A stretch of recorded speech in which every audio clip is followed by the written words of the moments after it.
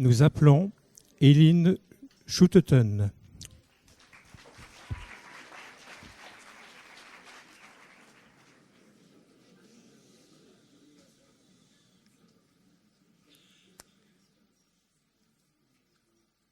La philosophie nous enseigne à douter de ce qui nous paraît évident. La propagande, au contraire, nous enseigne à accepter pour évident ce dont il serait raisonnable de douter. Aldous Huxley. Deux grandes forces sortent de cette citation, deux concepts, deux idées qui, chacune à leur manière, requestionnent notre façon d'exister. D'un côté, la philosophie. Celle-ci ne construit pas, elle déconstruit. Elle ne répond pas, elle interroge. Elle ne rassure pas, elle fissure. La philosophie, c'est l'art de douter de ce qui semble évident, de questionner et de re-questionner chaque aspect de la vie, de se demander pourquoi. Une façon de penser qui va au-delà des simples vérités. Socrate n'a jamais dit « voilà l'évidence tout à fait cohérente qui ne mérite même pas réflexion ». Il aurait dit, d'après Platon, « et si tout ce que tu crois n'était qu'un mirage ?» De l'autre côté, la propagande.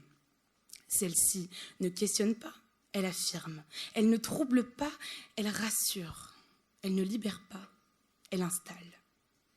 Attention, ici, ne parlons pas de celle des grandes politiques, celle des propagandes, des États totalitaires. Non, parlons de celle bien plus banale, la propagande sociale, la propagande banale, que nous, humains, nous subissons et utilisons au quotidien. Nos pensées sont des héritages.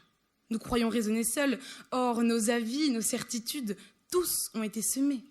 Notre prétendu esprit critique provient en réalité d'autres que nous. Nos parents, nos amis, quelqu'un nous a bassiné de faits incontestables dont il avait l'air si sûr pour que cela devienne nos évidences. Et on répète ce schéma inlassablement. On veut se faire comprendre, on veut se faire entendre. Et pour cela, désolé, mais on utilise une forme de propagande. Il y a donc deux idées. La philosophie qui déracine, la propagande qui ancre. L'une nous invite à interroger le monde, l'autre à l'accepter tel qu'on nous le présente. La philosophie est un feu qui brûle les oppresseurs. La propagande, un miroir qui les reflète. Elles semblent opposées, pourtant, comme l'évidence qui dissipe le doute, si l'une s'efface, l'autre disparaît aussi. Celles-ci, ancrées comme des marques insaisissables dans nos esprits, nous façonnent tous les jours un peu plus, sans qu'on le sache. Seulement, le doute, si souvent invoqué au sein de ces deux idées, n'y est peut-être pas assez. Selon moi, le doute n'est pas assez considéré. Comme dit précédemment, le doute est présent en philosophie. Or, même si le lien entre questionnement et philosophie est clairement concevable, le doute en philosophie est une notion paradoxale. En effet, celui-ci permet de lever les interrogations et d'approcher la vérité, mais d'autre part, si l'on croit l'utilité du doute, il faudrait douter du doute lui-même. Et accepter ce perpétuel questionnement n'est pas chose aisée, car y acquiescer nous place à un niveau quasi similaire à celui d'un inculte. Et nombreux d'entre nous, ou la plupart des membres de l'espèce humaine, si je puis dire, personne ne veut avouer son ignorance. En tout cas, pas sa totalité. Pourtant, c'est important, voire primordial, de se rendre compte que le doute fait partie de nous, car celui-ci nous permet d'aller plus loin, d'évoluer vers une recherche de vérité. Ceci implique une lutte de chaque instant contre nous-mêmes. Voilà. Vous comprenez donc maintenant pourquoi il est raisonnable de douter. Ou peut-être pas. Peut-être étais-je un peu trop brève et brutale. Mais si mon raisonnement manque de clarté, peut-être alors qu'une histoire vous aidera à comprendre mon idée. Elle s'appelle Marie. Ni trop jeune, ni trop vieille, elle fait partie de ces femmes qui préfèrent taire leur rage plutôt que de défaire l'image d'une jeunesse soutenue et constante. Ses yeux sont bleus, ses mains sont blanches, et en ce jour glacé d'hiver, la femme ni trop jeune, ni trop vieille sent le froid s'engouffrer dans ses extrémités. Elle aurait pu rester chez elle, mais non, Marie décide de marcher vers ce banc qu'elle connaît si bien. Oui, Marie, c'est une habituée, elle aime retourner aux endroits qu'elle connaît, ça la réconforte. Comme un bon roman d'Albert Camus au coin du feu. Marie, dans sa vie, elle sait des choses. Elle se crée ses évidences, comme nous tous ici. Toutes et tous, ce soir, on s'est imaginé Marie d'une certaine manière, avec certains atouts, certains comportements, et certains nous paraissent même peut-être évidents. Le fait qu'il y ait très peu de chances qu'elle parle comme ça, par exemple, ou qu'elle adore Kev Adams. Mais enfin, elle ne peut aimer de grands auteurs sans avoir été dans une école admirable. Le fait qu'elle aime ce banc provient certainement d'une vie stable, avec des habitudes bien ancrées. Nos certitudes sont partout. L'humain sait, enfin, pense savoir. Le doute est donc fondamental. Et le comparer à la propagande qui le détruit a tout son sens. Marie, quand elle était petite, elle voulait devenir astronaute. Elle aimait les étoiles et l'échappatoire qu'elles pouvaient lui apporter. Des milliers, des millions d'astres et d'espaces inconnus persistants autour de nous. Elle en a rêvé, des centaines de nuits, les yeux fixés sur son plafond d'enfant. Pour l'instant, aujourd'hui, elle marche. De ses longues jambes, de ses pas marquant dans la neige des traces de pieds fins. Elle est prudente, elle ne veut pas glisser, elle s'est cognée la tête et du coup, elle a un peu du mal à marcher. Voilà ce doute. Il nous pousse à nous demander que s'est-il passé et pourquoi l'enfant n'est-elle pas allée au bout de ses idées. Marie, toute sa vie, on lui a dit que pour réussir, il lui fallait un bon statut social. On lui a dit ça et un tas d'autres choses. Toute sa vie, on lui a dit que s'habiller en noir, c'était classe, c'était noble, c'était les puissants, les grands qui s'habillaient sobrement. Toute sa vie, on lui a dit que pour avoir du respect, il fallait s'assaper avec des tons ébènes. Alors elle s'habillait, se couvrait inlassablement d'un ensemble noir. Pour elle, c'était évident qu'elle avait autant de prestance que tous ces gens. La propagande est mauvaise, perfide, fourbe. Sous cette neige, devenue maintenant pluie, ce noir, ce sombre, ne reflétait que la mort et la souffrance. Rien de chic, ni de noble. La propagande ne se reconnaît pas. Elle ne force pas, ne crie pas. Elle établit, lentement. Puis, Marie, elle n'est pas vraiment tombée, on l'a poussée. Plusieurs fois, on l'a entendu dire que c'était mieux de mentir, Marie. Alors elle dit qu'elle est tombée. Ses bas sont déchirés à Marie, ses manches sont trouées à Marie, ses mains sont souillées à Marie. Mais elle continue de s'habiller en noir parce que toute sa vie, on lui a dit que c'était classe. Elle doute pas, Marie.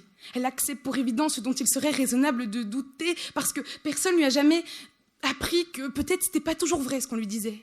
Et que même si ses vêtements sont sombres, il est évident qu'elle va mal. Marie, comme nous, elle est traversée par le contraste entre la philosophie et la propagande. Marie, comme nous, on lui a appris à assimiler et pas tout contester. Et Marie, comme nous, elle vit dans un monde où chaque jour, on est attaqué de faits avérés par A plus B. L'évidence prend de plus en plus de place. Et oser casser ses certitudes devient de plus en plus compliqué. Marie, elle n'ose pas douter, elle n'ose plus douter. Elle préfère se réfugier dans son monde de rêves et de certitudes.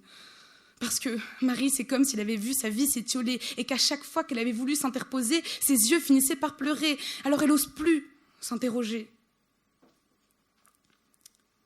Or, le doute est une arme contre soi, contre les autres, contre le monde, qui peut infliger des blessures fatales à ces évidences répandues par les propagandes à l'arôme faussement poétique de notre monde. Et c'est là, peut-être sa beauté. C'est là que commence la pensée et peut-être la liberté.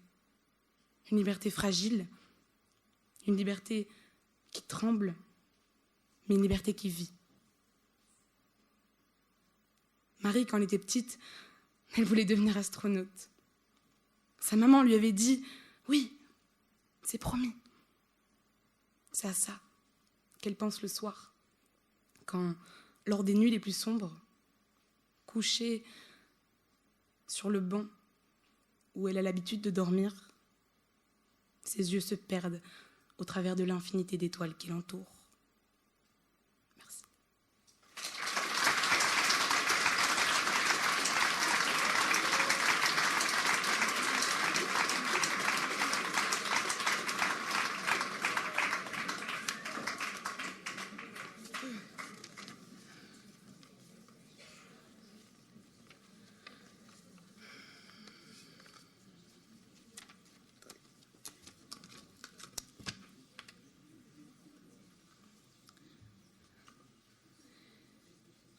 Chaque génération se croit plus intelligente que la précédente et plus sage que la suivante.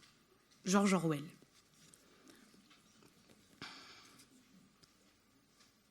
combien de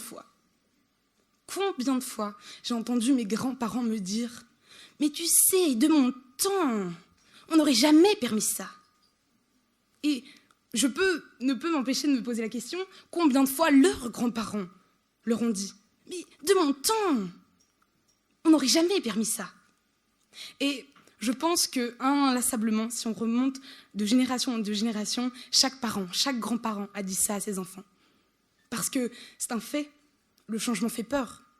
Mais moi, je vois mon monde qui est en train de changer et je me dis, ça fait peur, quand j'étais petite, c'était pas comme ça, c'était mieux avant. Alors j'imagine pas ceux qui vivaient il y a 50 ans. Le changement fait peur, c'est un fait. Évidemment que quand on voit toutes les IA, tous les écrans, tout ce qui a pu remplacer nos vies, on a peur. On a peur de ce qui va se passer, de ce qui pourrait se passer, de se dire ça va plus être comme avant. Et mes grands-parents, ils en ont dû vivre des choses. Ils sont nés dans les années 60. Évidemment que maintenant, ils ne doivent pas se dire oui, c'est mieux maintenant. Non, ils disent pas ça. Ils disent c'était mieux avant. Et donc, je trouve que chaque génération dit que c'était mieux avant, parce que accepter que notre monde change, accepter de voir que nos habitudes évoluent vers quelque chose dont on n'a pas l'habitude, c'est dur.